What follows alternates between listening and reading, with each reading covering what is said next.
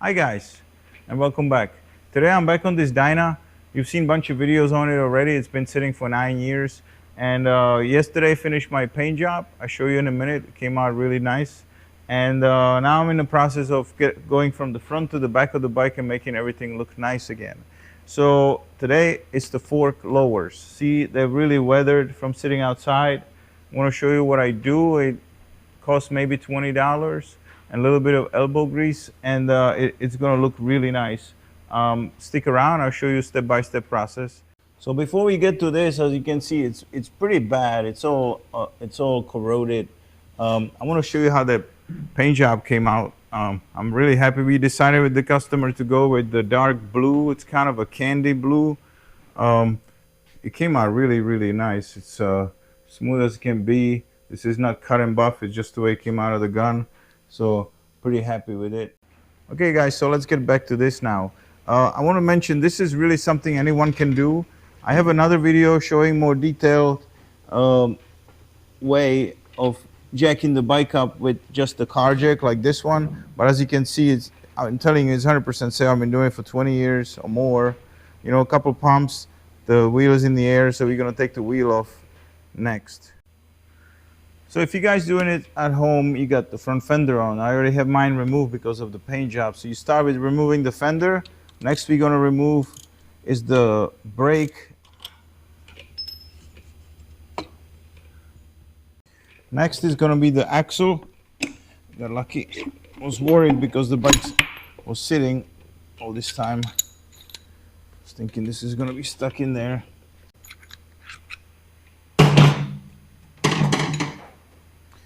Now we can get the wheel out of the way. Now the next thing I'm going to do is I'm going to remove my reflector. It will be okay to just tape it up. We're actually getting rid of them for a cleaner look. So we're going to remove these right now. And then a lot of times if this wasn't as rusty as it is, see the nice thing, you can rotate this now, I would stop here as far as disassembly. And I would knock this out, or if it's just a rubber one, I would take it out and tape it up here. And then I would start working on my fork lower without doing anything more. But because this one is really rusty, and I have another set that I'm hoping is going to work, I'm going to loosen up these two and slide this off. But before I do that, I'm going to knock this up. There's a little notch over here where you can knock this off and take this reflector off. Okay, to knock this cap off, you don't want to use screwdriver because this stuff, it's kind of a thin metal. So I use something that is a little bit like this. It's flat, and I'm hoping this bike is pretty roached here, so I'm hoping it's going to come off. All right, so it's coming. But I still gonna have to probably go on this side. Ideally, you just knock it off from one side and don't even touch the other side because that's the side that is more visible. But if this cup was in nice shape, I would just tape it. But I'm gonna try to replace it. So, but where am I gonna go? Like this is the most visible spot, so I'm gonna try to go like towards the lower here. See if I can. You see, they kind of help me there, and I go back to where the notch is, and hopefully it's going to come off the rest of the way. There you go. So you see, these fork seals are not leaking, which is a miracle. But so you know, there's a lot of money this guy's spending with me, so we're going to wait, and if they leak, we're going to do them once it happens. But the bike's got low miles, so I'm going to clean all this up. But now I got this knocked loose. I'm going to take this off, and then I'm going to slide these off and see if my other ones will work because they're a little bit different design. Now, because I'm going to be painting all of this, I'm not worried about no scratches. I'm not going to really worry about using my, what do you call it? This is not even going back. So to remove it nicely, you want to use the same thing we use on the gas tank.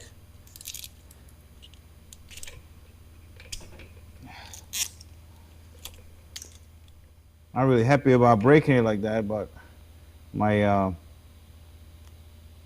fishing line is at my house. So I was doing something at home. So I don't want to stop the job just because of that. So I'm sorry guys if it making you mad that I broke this reflector, but I don't really need it.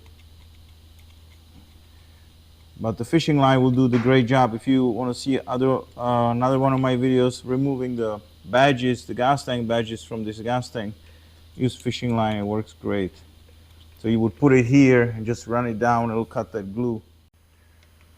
Okay, now I have a couple more bolts just to slide this out, and I'm gonna see if that cup could be swapped. Okay, so I got this fork on the table. Can take a little better look at it, and I want to see if these cups. I got these two cups that are from same kind of fork, or older year, not sure. It's just as you see, a little bit kind of shorter, but I think it's gonna work. It looks like it will. So it'll just be a little bit smaller, but since we're doing all this black, I'm not sure if I told you already, but we decided to do a lot of black because the bike was blacked out from factory. So we're gonna do this gloss black with this little chrome ring. It's gonna look nice. This right here, it's beyond any kind of saving. It's just too rusty. So you know, it could be powder coated, but since I got these two chrome ones, I'm gonna go with those.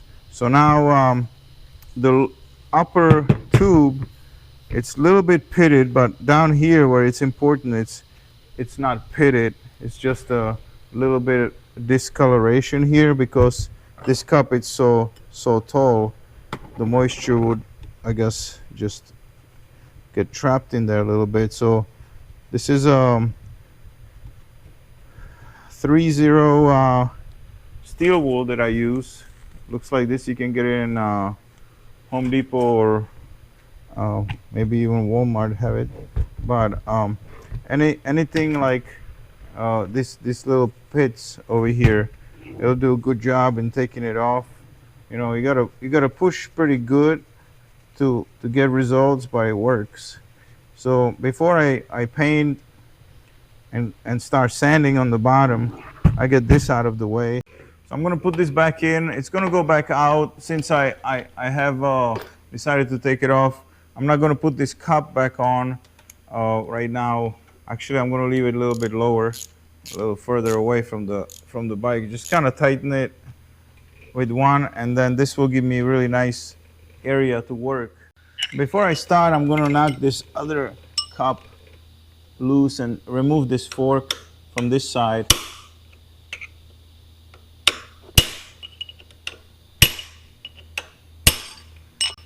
And get my reflector off. Try a bigger screwdriver, maybe I won't break it. Like I said, it doesn't matter. But it's probably gonna break without that fishing line.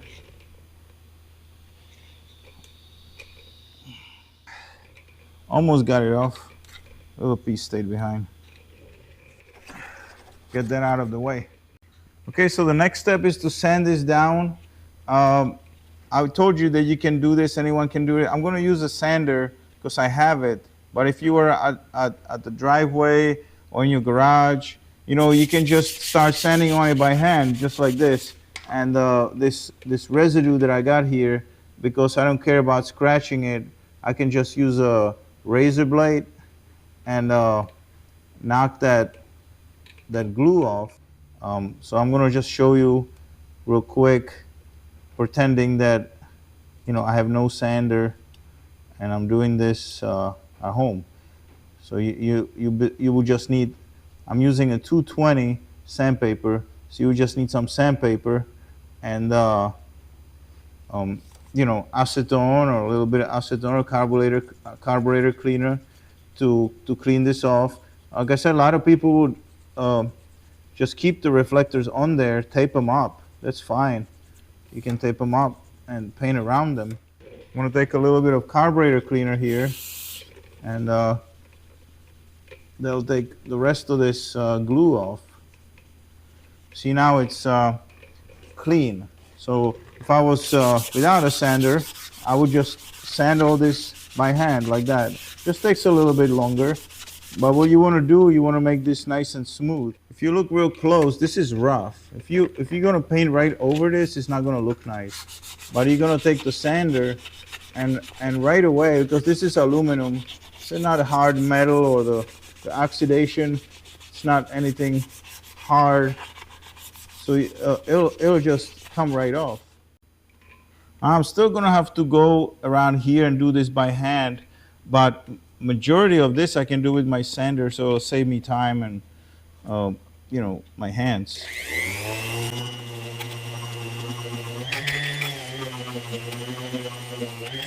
When you get closer to this area, be real careful. If you're using a sander, you don't want any scratches on this chrome. So I'm kind of away from it. If you look from the side, I'm sanding here. This is here, but it's still. I don't want to tilt it this way and hit that. So another nice thing I was mentioning earlier, since this is all a party, you kind of using the bike as a workstation, because you can turn this around and it's great. As you see, this looks real smooth now, but I'm just gonna go over it by hand because like here inside these where the bolts go for the fender, I want to be able to clean that up a little bit. What I'm gonna take, because I want to be able to turn this around. This will keep the paint from where I'm painting around this area getting here. If I get a little bit of paint over here, I can wipe that off. That's no big deal. Next thing I'm going to do, I'm going to cover up my floor and also the bike. You want to do a good job in covering. I kind of use different old blankets that I have, and that just makes it easy. And I just kind of create a little wall over here. So you see now everything is covered up. There is no really way I'm gonna get anything on the bike, because I'm painting in this area. So now we're getting to the paint. I mentioned to you that I'm doing a gloss black, and for this I like to use Rust-Oleum. There's two reasons. It's a really great price, because you can get these cans in Walmart or Home Depot. I think they're like $7. So I have a gloss, high gloss, which is paint and primer. I use that. And then after, I let it dry for a little while, and I put a clear on it. Makes it a little bit better. If you wanted to keep that silver look, you can get this metallic silver Rust-Oleum. And then again, if you put the clear coat over it, it'll give it nice deeper look and more protection. Just using a little alcohol. I'm leaving this sticker on. It's in the back. I'll just paint right over it. It doesn't matter. Nobody will ever see it. I'm leaving this lower cup on. These screws, if you don't want to have paint on them, you can take them off later and wipe them down. Wipe the paint off of them. But right now it's nice, because it's going to keep my cup in place, so I can spray it. So next I'm going to shake my can. So I said this is probably a $20 upgrade on your bike, and it really makes a big difference. This Rust-Oleum, it's nice and glossy. I like that a lot about this product. Now I'll take a screwdriver or anything that I can stick here, and I spin it around. That's what it's so great about it, keeping it in the bike. I can just keep going the same direction.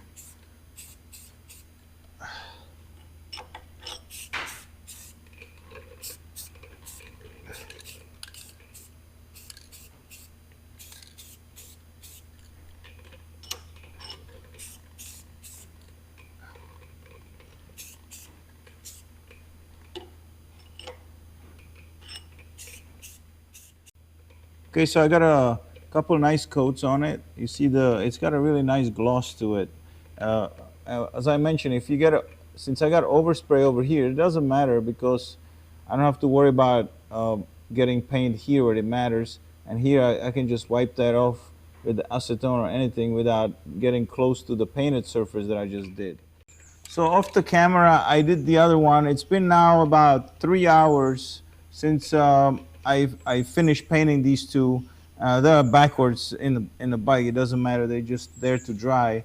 And for once in my life, I read the instructions here, and they mentioned that you either gotta clear coat it within an hour, or if you let it go longer than that, you gotta wait 48 hours for clear coat.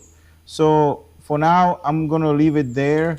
Um, I really think it's beautiful gloss as is, but I'm gonna go back later on. I gotta change the tire and stuff. I gotta have this apart again. So I'm gonna now assemble it back. I'm gonna show you how to put the chrome cover back on, put all this back together, so kind of get a little bit of before and after. Peel this tape off. This is kind of dry now, light touch. This Rust-Oleum takes about 24 hours to really dry, and I guess for clear coat they're saying 48 hours. So if you want to get this done faster, you can use different paint. I just like the Rust-Oleum because I like the shine. The black, it's got a really nice gloss finish. So let's say got a little bit of overspray over here. You see where that line is? So all I'm gonna do is grab a rag and a little bit of carburetor cleaner or acetone or anything that you guys have, and I can just wipe this clear easily off, and I don't have to worry about going way too close to the edge where I painted. Now I got this this new cup that I'm going to put on. You can see on the cup where before you put it on, right here where is that slot. So you want to put this, there's usually a little dent from when it's been knocked out. So you want to put that in the same area, because it's usually a little bit deformed in that spot. So if you put it in the same area, it helps. And then I'll just use a rubber mallet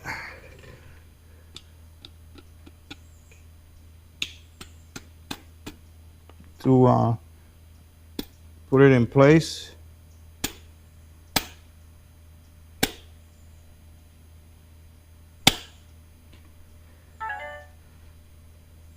All right, it looks pretty good.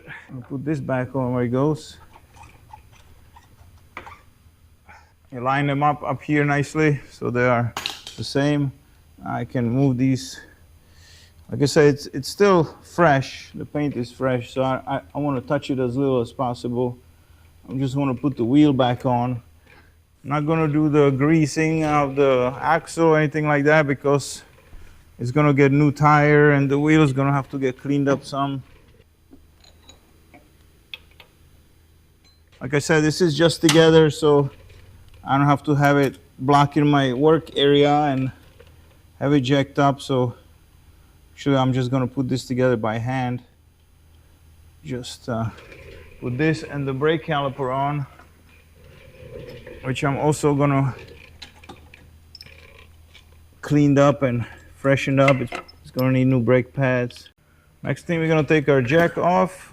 See, this method really is great. And let me show you a little bit of close-up.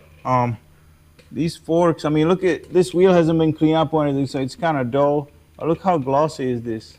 And next to this cup now, it looks nice.